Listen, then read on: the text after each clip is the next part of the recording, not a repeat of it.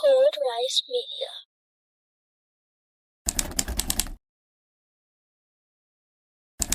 I got you to that too. You know what? I'm ready to just start talking about me with someone that I barely know, but at the same time you had the connection with, right? Yeah. So pretty much like it's my representation, my mission statement with Mhm, with my brand. You mhm, know, there's a lot of people that go, "Oh, what is your brand?" And one thing I always told is like I'm not gonna have the flyest stuff, right? I'm not gonna be the most sought out like clothing line locally, right? Because there's other people that are better, or there's other people that are out there that have got a footprint out there, right? But mhm, what I wanted to stay true to myself was that why am I really doing it, right? Why am I doing these things and like why am I making hoodies? Why am I into music? Why is all that? Because that's exactly who I am. And me coming from like a big family, everybody knows my cousins. mhm, Everybody knows the cousin of a cousin, but nobody really knew me. Like they mm, knew my name, but I don't feel like they really knew anything really of me. That like at the time I was a single father at 18. Like you know how scary that is. And then like having in like Washington cousins that State. are loud, that are like sneakerheads, or Mhm, they hang out at the clubs. They know everybody. They're shaking their hands, but I'm the guy that's in the background, and they're like, "Who's that guy?" So I mhm, just didn't have identity for a while.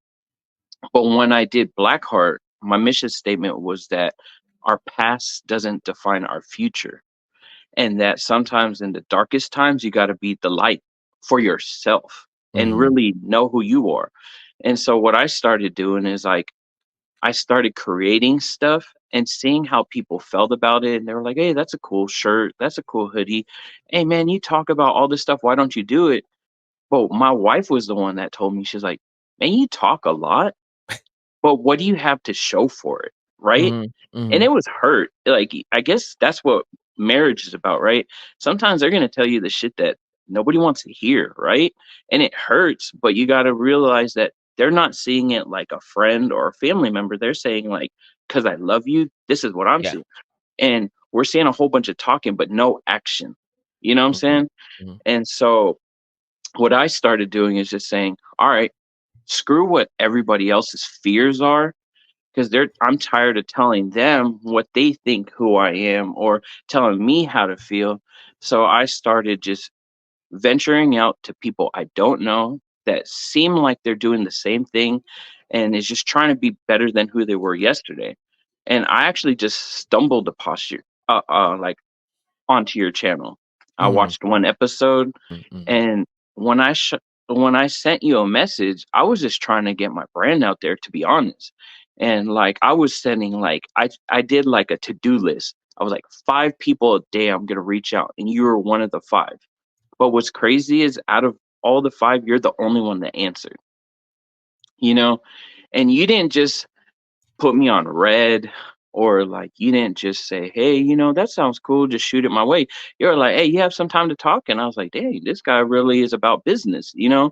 And I was nervous. I told my wife, I'm like, "What do I gotta say? Should I put a script down? Like, do I throw in my mission statement?" But you called me, you're like, "Hey man, I'm with the fam real quick. Like, tell me a quick breakdown."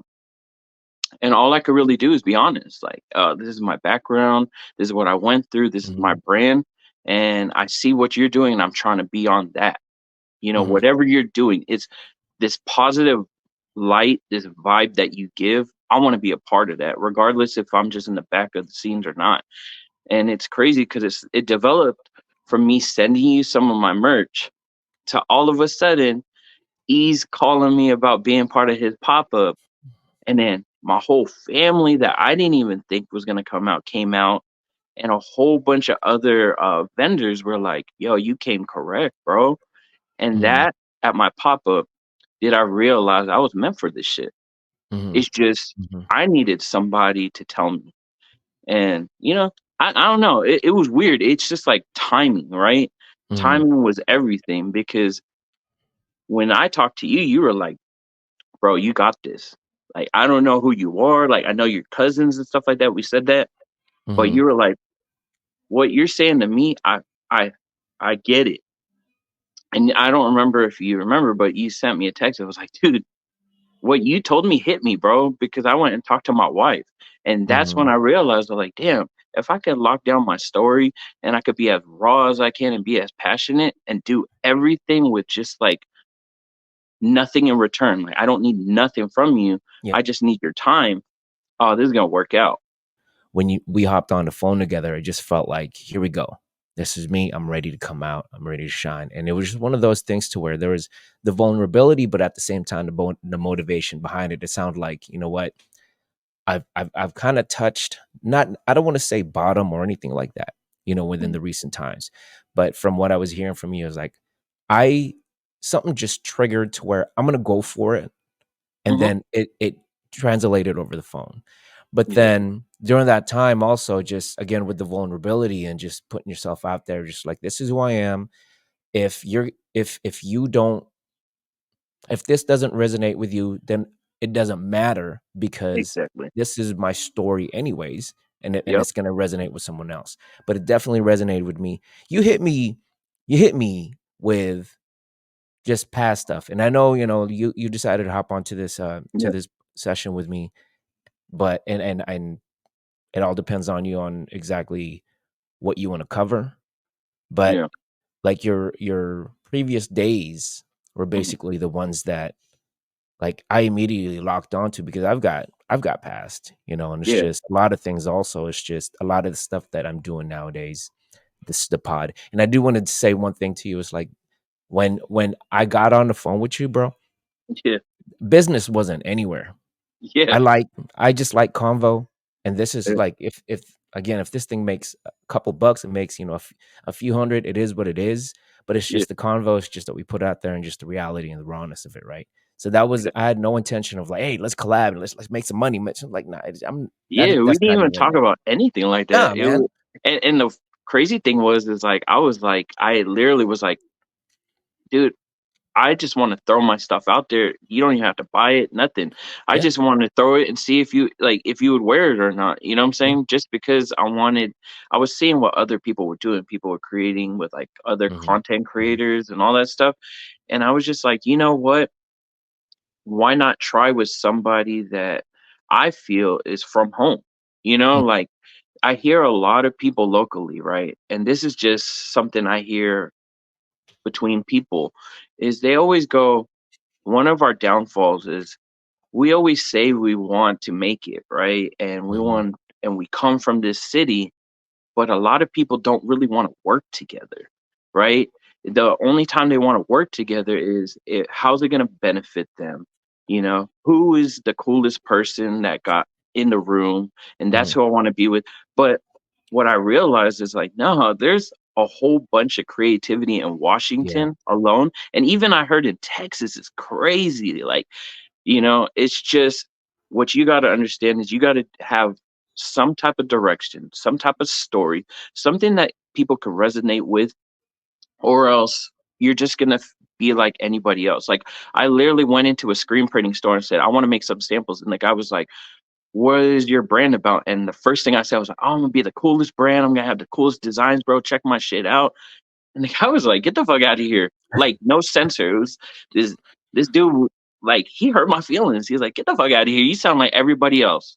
mhm. But just like with you, but with this guy, I was like, "Nah, fuck you."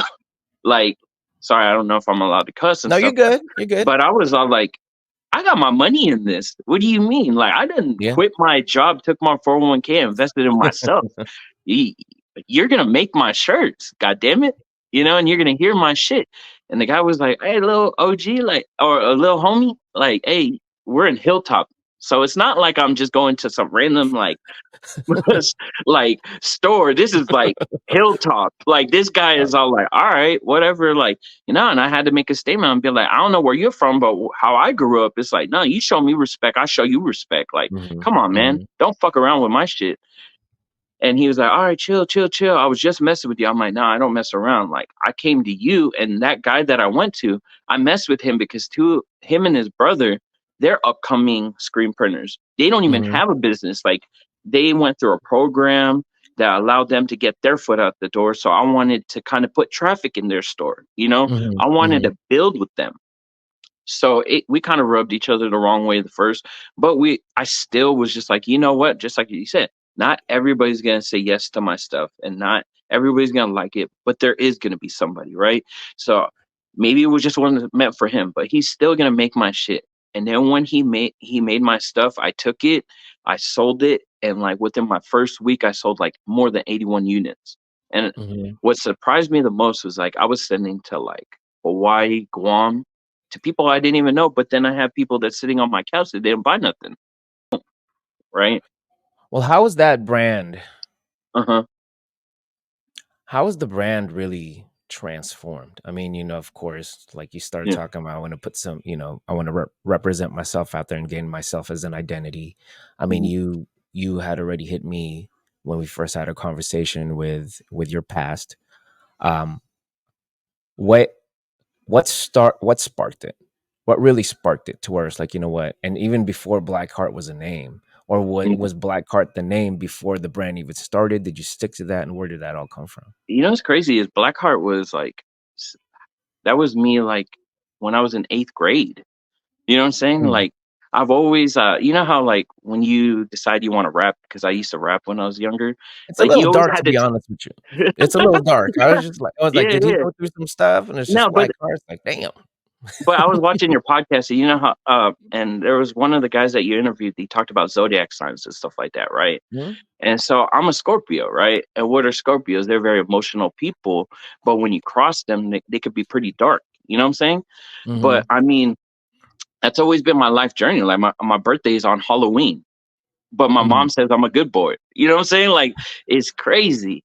But what I've always looked at it is like, even as a kid, I've always been like, there's two sides of me for some reason.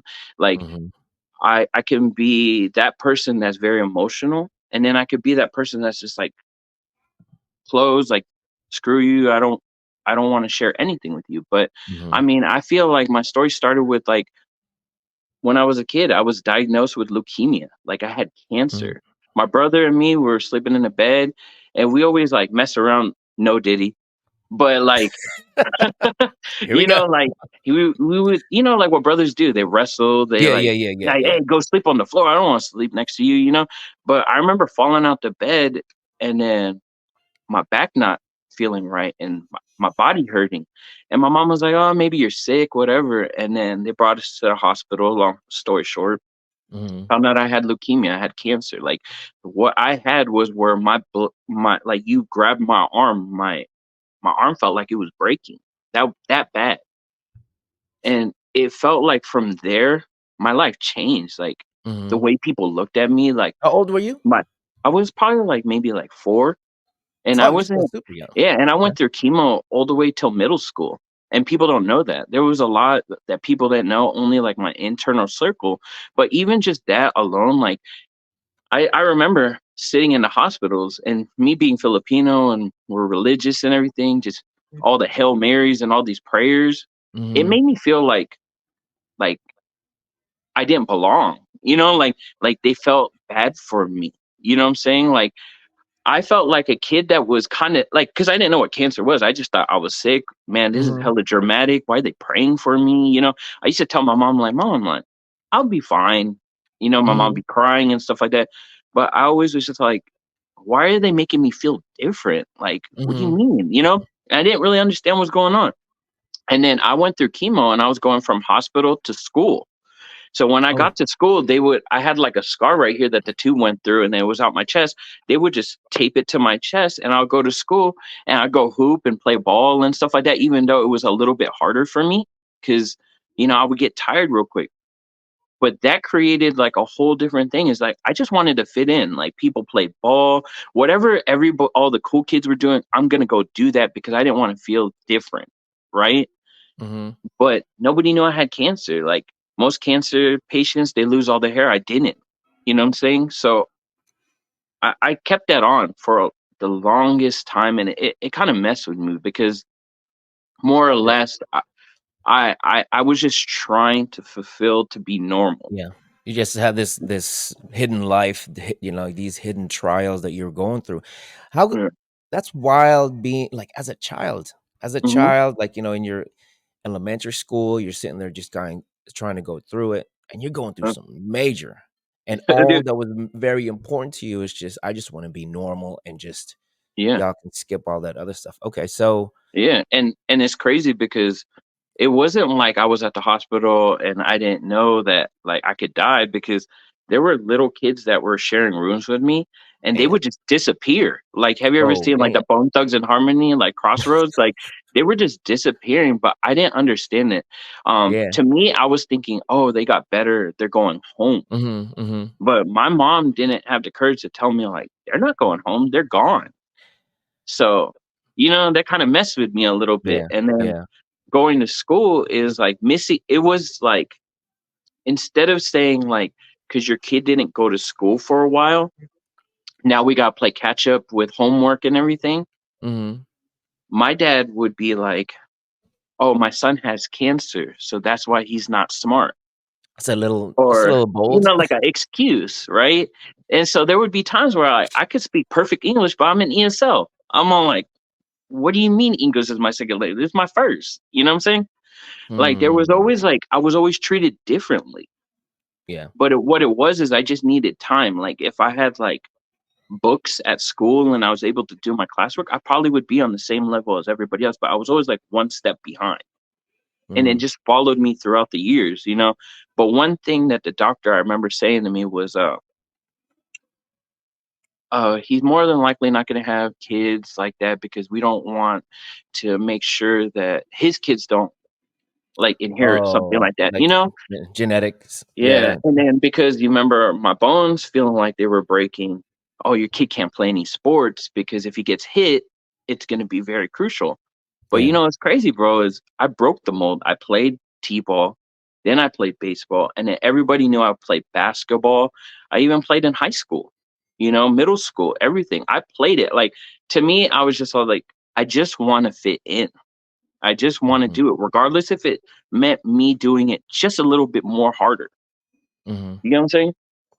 And I Some broke that mold. Now I have a 18-year-old daughter and stuff like that, and people are like, "Oh, man, she's hella smart. Like, she's hella big. She should be like a volleyball player." It's, like, crazy, I know, right? I right? broke the Oh, mold. yeah. So some kids, I mean, and you see nowadays, Mhm. there's a lot of complaints about, like, just, parental toxicity and everything like that, right? Within the families, like a lot of the kids that are in social media are just complaining about it, or even just airing it out, right? For you, it sounds like during that time. So let me ask you real quick: Are were you born here? Yeah, I was actually born like, me and my brother and my sister were born in San Diego. Oh, Our childhood is kinda blurry until, like, after elementary school for me, but as of, like, going on, like, what my parents knew, yeah. honestly, my mom was the traditional Filipino mom that, like, she didn't have a lot of schooling growing up. You know what Hmm. I'm saying? All she knew was to be a hustler, like, to make money, to get by, and my Hmm. dad was a military guy. All he knew is that his brothers and like, my dad told me in his province, because my dad's Ilocano and he's from Bawang, they just had a whole bunch of people, and they said, "Who wants to join the military?" And my dad has, like, 7 or 8 siblings, right? And he's just like me, he just wanted to be a part of the group, right? So when his brothers joined the military, he said, "Imma hop on there too. I don't know where we're going, I don't know what's gonna happen, but I'm going." Right? Because it was a way for him to get out, right? Oh And yeah. it so happens him and my mom were dating, so it was like, for her, she didn't her family came from more poverty, so she was just like, "I just need to get out of here too," you know what I'm Yeah. saying? Yeah. And so my dad literally, when he came, all he knew was just the military on pretty much I could see it too, because even till now, like, he's the type of person, you tell him something, he'll do it. But thinking outside the box, being creative, like, being like, that creativity, he doesn't have that really because he's used to somebody telling him what to do. You know what I'm saying? From, like, older Hmm. brothers to the military.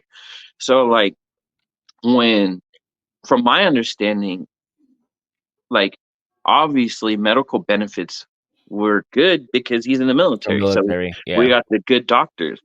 but I don't think he really understood what was going on because he had to go to work and grind. Because Mhm. during the whole time I was in and out of the hospital, at one point my mom quit her job to just be with me in the hospital, you know?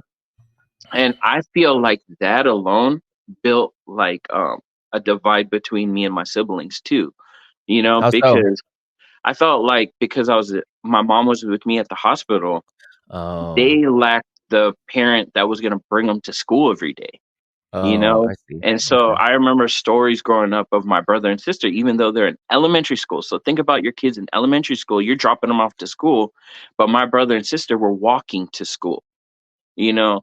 And my dad was there for them, but I mean, like, does your dad really know how to cook? Does your dad really know how to, like, nurture like a mother Mhm. does? Mhm. You know what I'm saying? So that's why I can never be mad at my brothers and sisters for them not understanding what I'm going through because they were fighting their own battles at the same time. My brother and sister, like walking to school, yeah, we didn't grow up in the ghetto like that, but I mean, walking to school, that's a scary thing because everybody's Mhm. getting dropped off and they gotta just make sure that they can make it to school and back. Yeah. And then, when they would get out of school, if my mom's with me, they had to do their homework by themselves. There wasn't like a parent that was always like teaching them all the time. And Yeah. then with me bouncing around through elementary school, I could feel it because it Yeah. was like when I would go to school in elementary school and I didn't know how to do my homework, my parents weren't like, "Let me help you." They didn't know how to teach me. They didn't know Yeah. what it It's was. different math. And It's and, different and my math, bro. yeah, and my dad was a military guy, so he's just like, "I don't get why you don't get it." He didn't have that like empathy, right? He's just like, Mm. "You either know it or you don't know it." And then if I didn't know it, he would just go pawn it off to my brother and sister, and my brother and sister would be like, "Man, I don't want to do your homework. I just done my homework." You know what I'm saying? And so I mean, like, that's a story of every Filipino. You got older brothers or you're the youngest, but everybody has their little like story to themselves. But I mean, I always felt like I had a little bit different story. You know what I'm saying? Like, especially just having life, knowing that like at any point I could have passed away or I could have Mhm. been taken. Every time I get mad at somebody or I feel like somebody looked at me the wrong way, I always have to rethink like, what is the guy above like thinking? Like, I should be better than that. You know what I'm saying? Like, I can't get mad. I can't really get mad. Like, it takes me 5 minutes to be mad. Like, if I was mad at you, like 5 minutes later, we're good. I'm over it. You know, just my mentality of everything is just like me being mad and blaming people is not going to fix anything. What Yeah. I can really do is just take what I have and just roll with it.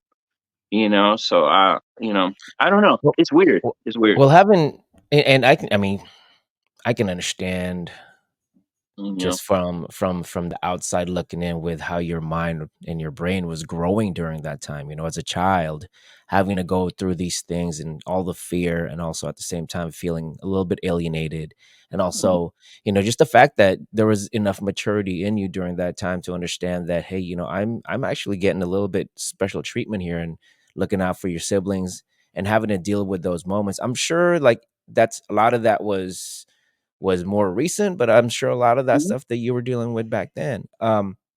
That's why, and then now, as you start realizing self and knowing it's like Mhm. why I'm like this, and I understand why I don't get mad as easily, and it's I can brush it off my shoulder a lot more, Mhm. mainly because you had to deal with all that stuff growing up, and like you said, at any moment it could have been gone, and Like you look at had my brand right now. Like I'm kind of giving you guys like the back end of it, but I mean like even with my brand, like what people don't know is like the first year that I did some good like revenue, I took half of that and I went to the homeless shelter and I found out that there's a lot of homeless women that don't have like they call them feminine napkins to just keep themselves from getting like a urinary infection or just being clean, right? They didn't have that.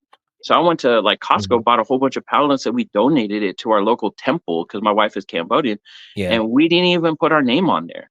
Because what I wanted to do is like, what am I doing to bless other people? Because I'm blessed to even have a brand, right?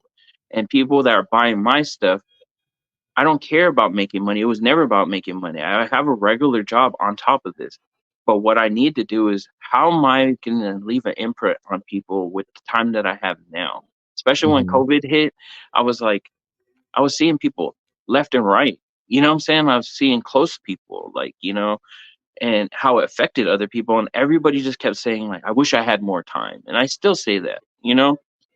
Oh, But yeah. what I'm really doing is I'm just saying, like, with my time that I have now, how am I going to make an imprint on other people and show that there's growth within myself and that I could be happy? And like, there's certain designs that I have that with that, when I make the money, I put it in like a CD for my daughter and my wife that in hopes that one day, if they believe that there's something that they're very passionate about, there's no question they could do it because financially I will back them. And um like Tupac, right?